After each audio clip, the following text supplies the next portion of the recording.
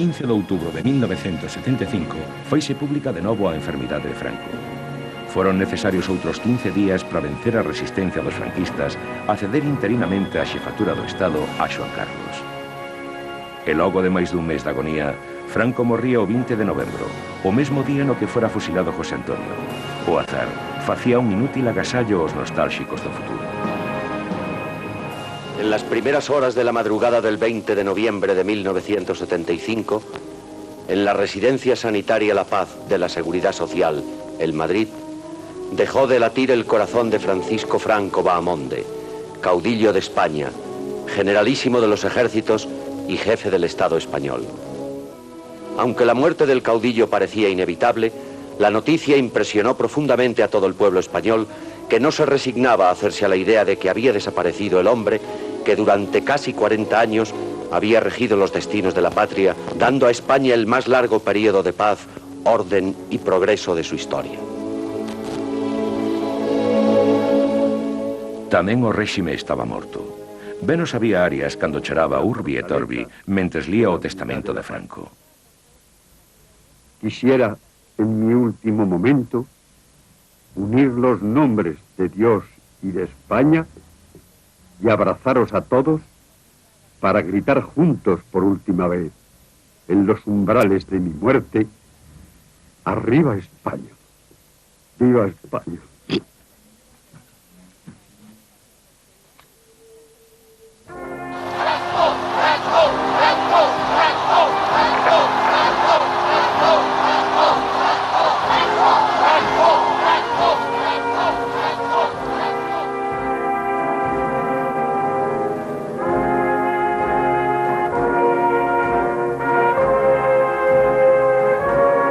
A desaparición de Franco abre un silencioso compás de espera en todos. Dereitas, esquerdas e a gran maioría non aliñada asisten nun silencio expectante ao enterro do dictador e ao cumprimento das previsións sucesorias. A monarquía inicia en España unha nova andaina.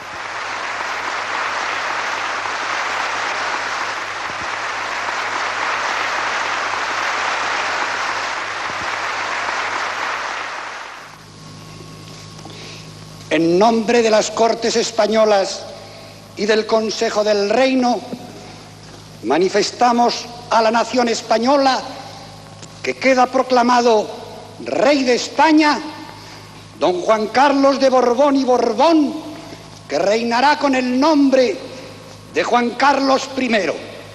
Señores procuradores, señores consejeros, desde la emoción en el recuerdo a Franco, ¡viva el rey! ¡Viva! ¡Viva España! ¡Viva! El rey quiere serlo de todos a un tiempo, y de cada uno, en su cultura, en su historia y en su tradición. Al dirigirme como rey desde estas Cortes al pueblo español, pido a Dios ayuda para todos. Os prometo firmeza y prudencia. Confío en que todos sabremos cumplir la misión en la que estamos comprometidos.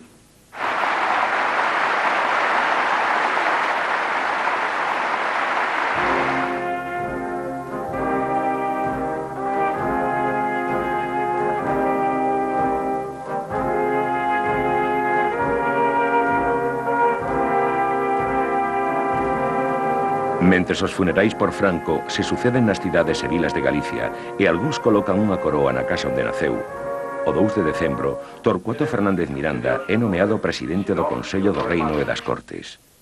10 días despois, toma posesión o novo goberno de Arias Navarro, no que predominan tamén os aperturistas: Fraga, Areilza, Calvo Sotelo, Osorio, Martín Villa, Suárez. Empeza a operación de reforma do réxime dentro da continuidade. A televisión, aínda moi controlada, adícase a prestixiar a figura dun rei sucesor do caudillo que sabería adaptar o réxime ás novas circunstancias. La primera impresión sobre don Juan Carlos ha sido esta: la cordialidad, el contenido humano, la emotividad incluso, expresada intensamente en sus ojos humedecidos por la emoción del momento y sin duda, con toda seguridad, por el recuerdo de la gran figura cuya muerte nos ha hecho derramar lágrimas a todos los españoles.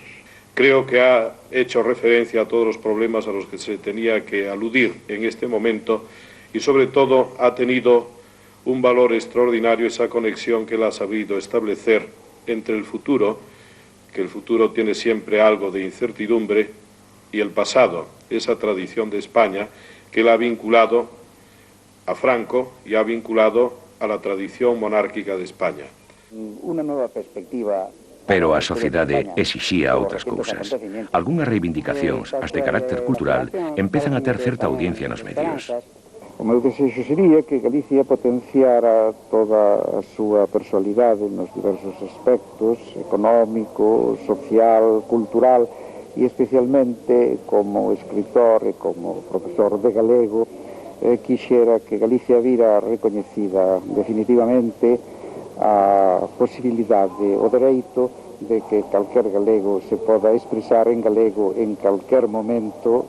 Hoxe penso que compre que esta cultura galega no que ten de valor diríamos universal, no que ten de valor positivo no ámbito da cultura europea, da cultura española, compre a axudar ao seu desenvolvimento coa introducción da lingua en todos os grados do ensino.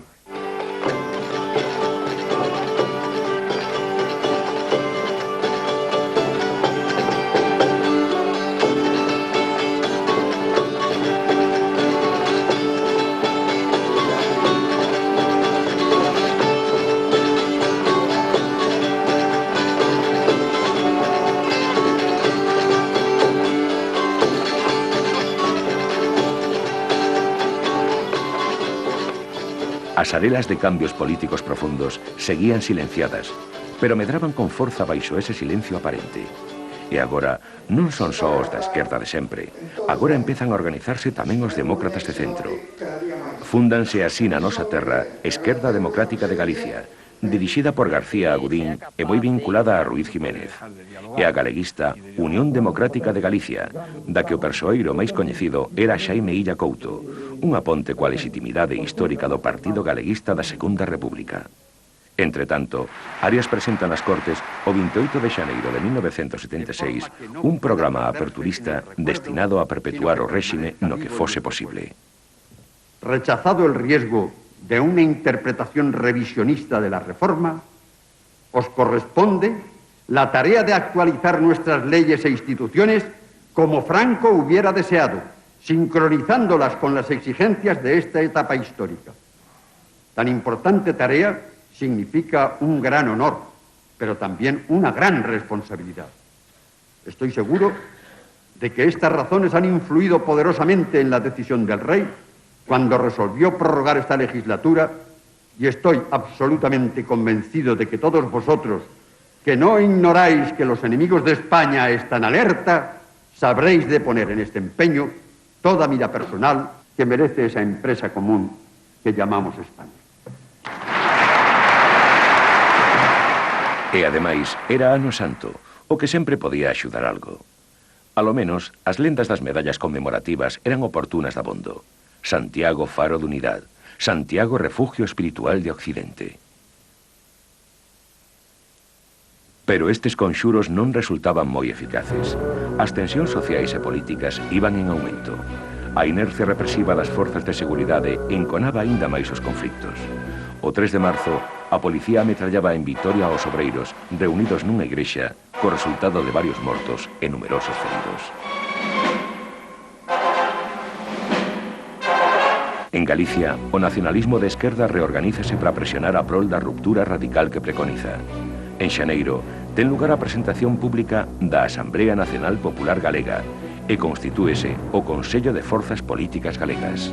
Cando nos vimos que o proxecto da Asamblea Nacional Popular Galega, que era o proxecto estratégico, era viável desde o punto de vista dunha formulación estritamente nacionalista, pero que non tiña a eficacia desde o punto de vista do que estaba acontecendo no Estado español e, digamos, dunha alianza de forzas xa que se presentaban como forzas democráticas dun Estado plural, dun Estado onde ia haber partidos políticos e que outros tiñan plataformas puramente taticistas montadas a zoc solamente para a ruptura ou para a transición co franquismo, nós vimos que era necesario aglutinar as forzas que en Galicia polo menos tivesen tics intereses ou actitudes non totalmente favorables ao pactismo que se estaba abrindo paso. Entendíamos que debía xurdir un novo réxime político totalmente democrático, consecuentemente democrático, e, por tanto, tamén recoñecedor pleno cabal dos dereitos nacionais de Galicia. Por tanto, había que abrir un proceso constituinte no que Galicia tivera recoñecido o dereito de autodeterminación e houbera un proceso que conducira ou a un réxime federal ou confederal entre os povos que constituían o Estado español. Ese modelo de ruptura co franquismo aparecía recollido no Consello de Forzas Políticas Galegas e, sin embargo, non aparecía neses termos nin na Xunta Democrática nin na Táboa Democrática. Ao servicio desta opción rupturista, a ANPG promove numerosas manifestacións e movilizacións no agro e na cidade. Pola amnistía, pola democracia, contra a emigración, contra a represión. Pero a unidade de acción do nacionalismo de esquerda non era doada de conseguir. Un sector minoritario da ANPG denuncia o ríxido control que exerce a Unión do Pobo Galego e estíndese para formar a Asamblea do Pobo Galego. Entre tanto, o galeguismo de centro intentaba recompoñerse. En maio, a Unión Democrática Galega e a Esquerda Democrática de Galicia fundan en Santiago o Partido Popular Galego. Estábamos integrados nun equipo español da Democracia Cristiana que, donde estaban anteriormente ninguén outros, o Partido Nacionalista Vasco e a Unión Democrática de Cataluña. Entonces creo que o panorama que o horizonte que señalábamos nos parecía moi importante e pensábamos que aquí en Galicia era algo necesario e fundamental. E a miña preocupación cos amigos todos que estaban todos aproximándose ás posturas de izquierda, e posturas de izquierda dun marxismo, non digo radical, pero porque moitos deles non eran escolásticos ese marxismo, senón que eran marxistas porque a forza, unha das forzas do pensamento é unha utopía na igualdade social. Hai algo vital que está aí e que naturalmente arrastraba esa xente al lado do factor do propio franquismo que exacerbou realmente ese tipo de posicións. Pero a pena é que nós entonces nos topábamos con unha, digamos, unha burguesía dese medio, non tanto a burguesía, incluso con unha clase media modesta, con unhas clases populares, pois máis tradicional, máis conservada, e entón o traballo era difícil. Pero ese traballo había que facelo. E entonces o motivo de crearse esa forza con esas características, ¿no? A oposición galega non nacionalista tamén incrementa a súa presión. O 13 de abril de 1976, as dúas plataformas estatais únense en París nunha soa, a Coordinación Democrática, popularmente coñecida como Platajunta, que exixe un cambio democrático total. 3 meses despois, o 13 de xullo, dase en Galicia o mesmo paso coa fundación da Táboa Democrática, que agrupa os partidos comunistas e socialistas de ámbito estatal e algúns significados persoeiros como Valentín Paz Andrade. E como se o azar quixese sumarse á crise final dunha época, o 12 de maio ten lugar a primeira dunha longa serie de catástrofes ecolóxicas. O afundimento e incendio do petroleiro Urquiola a carón da Coruña envolve a cidade nunha nube tóxica e cubre a beiramar cunha destructiva marea negra.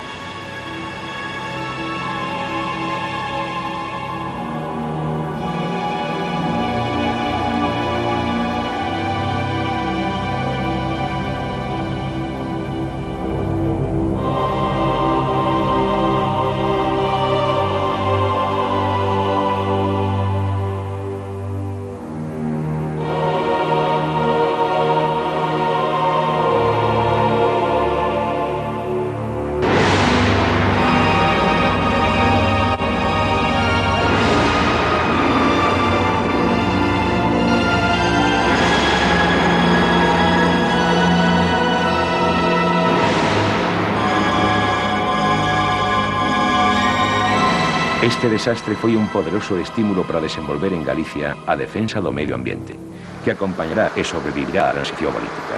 De feito, as esquerdas de Galicia atoparon na protesta contra as consecuencias negativas de certas industrias e das grandes obras un medio para ampliar a súa audiencia social fronte ao goberno. As accións contra a expoliación da praia de Baldaio, contra os proxectos dunha celulosa en Ponteceso e dunha central nuclear en Xove, ou contra a factoría da Lúmina, tamén en Xove, acompañaron durante estes anos as movilizacións puramente políticas ou sindicais.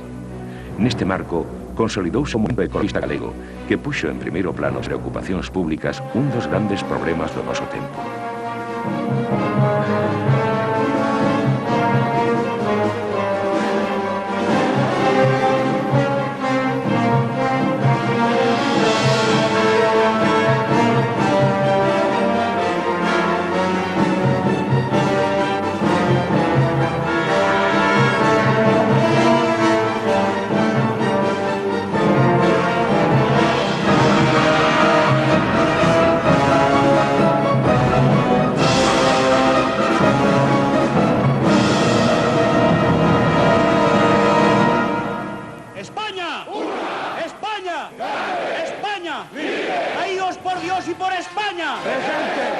Pero non só ardía o petróleo naquela primavera de 1976.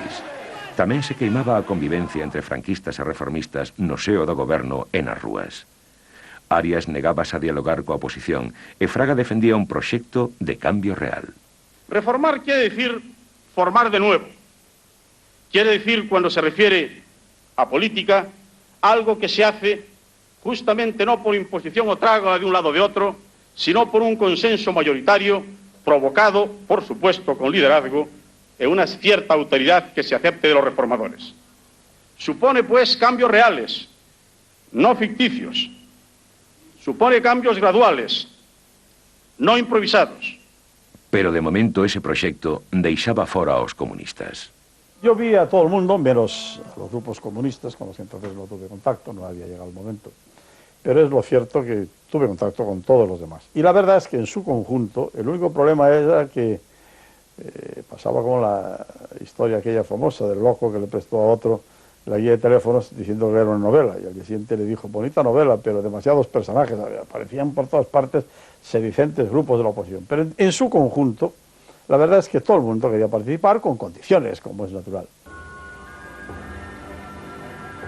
A situación era realmente crítica. Había máis que palabras nas discrepancias entre os fillos do franquismo. En Montejurra, o 9 de maio, os ultras agredían e mataban a carlistas partidarios da democracia.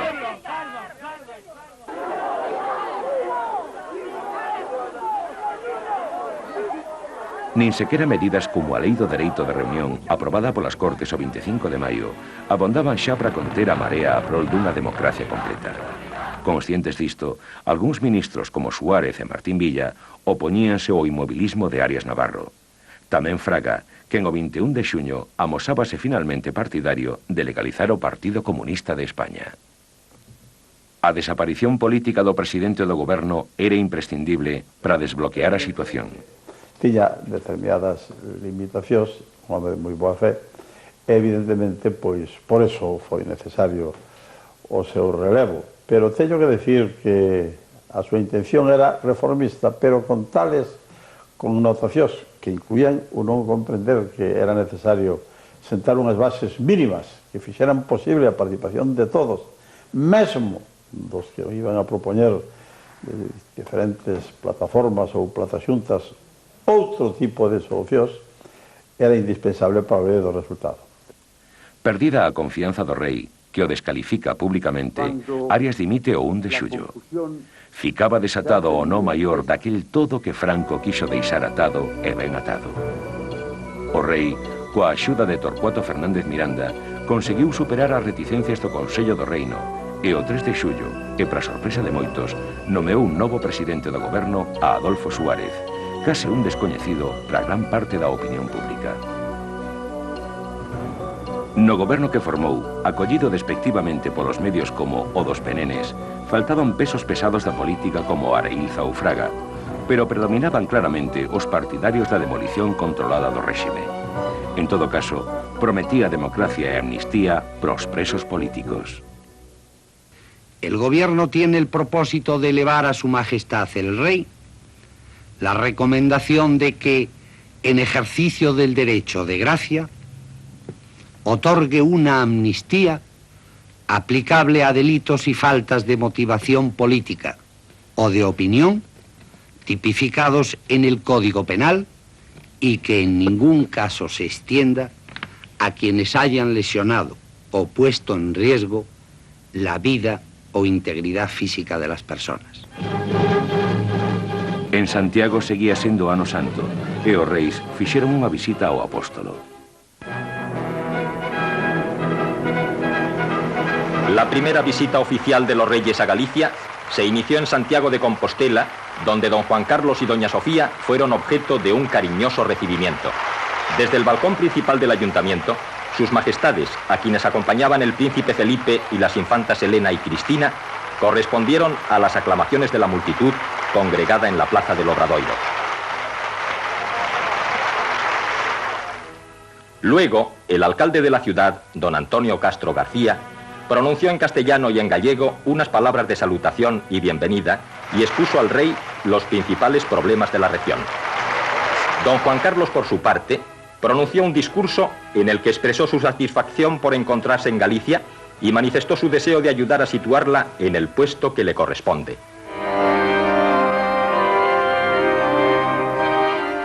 Durante el ofertorio, don Juan Carlos leyó la ofrenda al apóstol, en la que, tras manifestar a Santiago el agradecimiento por la valiosa protección que dispensa a España, hizo un acto de esperanza en el futuro de nuestra patria. A continuación, el arzobispo de Compostela pronunció una homilía en la que puso de relieve lo que todos los españoles esperan del ejemplo y las virtudes de la familia real. Terminada la Santa Misa, se hizo funcionar el célebre botafumeiro.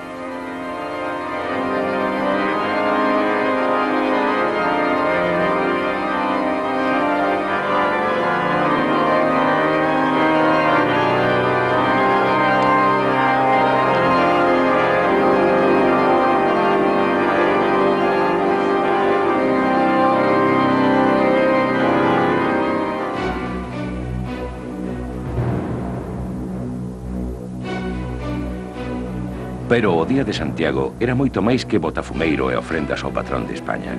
Era tamén a cohabitación nas rúas de nacionalistas berrando Galicia ceibe, poder popular, e tentando chegar á Quintana entre cargas policiais e carreiras.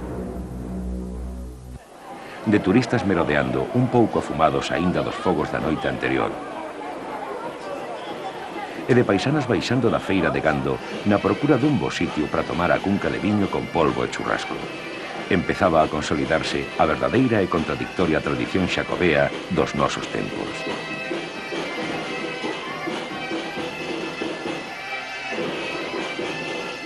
E había outras tradicións, neste caso herculinas, que conviña seguir respetando de momento.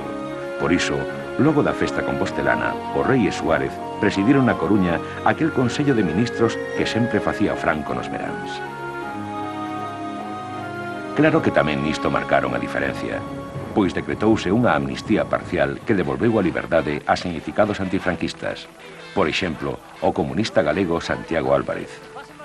Outros considerados máis perigosos seguiron na cadea, entre eles os presos da UPG.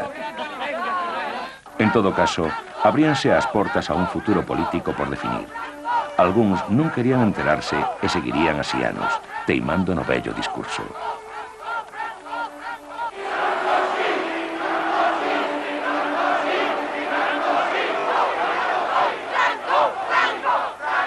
Pero había outros, tamén procedentes do franquismo, que tomaran boa nota había tempo. E sabían que para influir na definición dese futuro necesitaban organizacións políticas. As esquerdas tíñanas, as dereitas, demolido o movimento nacional, non. Había que crealas para poder dirixir o tránsito do franquismo a unha democracia moderada. En agosto, Xosé Luis Meilán Gil fundaba o Partido Gallego Independiente e reclutaba xoves valores para ese gran labor. Son os anos aqueles de 1973-74, estaba en Madrid, primeiro na Complutense, logo na Universidade Autónoma, no mundo do dereito administrativo, moi ligado ao magisterio de Villar Palasí, de López Rodó, de José Luis Meilán. E nesas datas, claro, xa está a punto de morrer o general Franco, e aí pois toda aquela situación de inquietud polo tema político, e naqueles momentos xa acontecido isto, pois foi José Luis Meilán o que me dixo de que había que facer algo en Galicia. E desde logo, cunha idea que tiñamos xa entón moi clara, el tiña sido nomeado, creo recordar, presidente do Eirida, así, dixo, mira Pablo, marcha para Galicia de catedrático interino.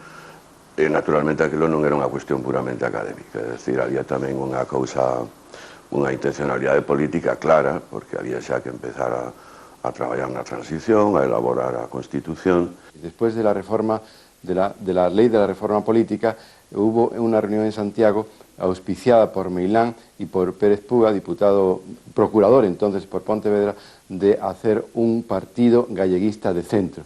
Entonces a mí la idea me atrajo, no había tenido nunca experiencia política, tuvimos una reunión en el Peregrino, surgieron otras reuniones y después en el mes de enero del año 77 ya se consolidó el partido. Yo fui el primer secretario del Partido Gallego Independiente, que se definía ideológicamente como un partido de centro y galleguista, ¿no? Y después hubo un congreso en el mes de abril, donde se eligió a Meilán como presidente, yo era uno de los vicepresidentes, y ya después, inmediatamente, en mayo, se convocaron las elecciones, y entonces el PGI decidió concurrir en el bloque o en el paraguas de Suárez, en la coalición de Centro Democrático, como un partido más a esa coalición. Algo estaba claro para a maioría naquel verán de 1976. A dictadura non ia continuar. Pero quedaba por ver que edificio político ocuparía o seu lugar.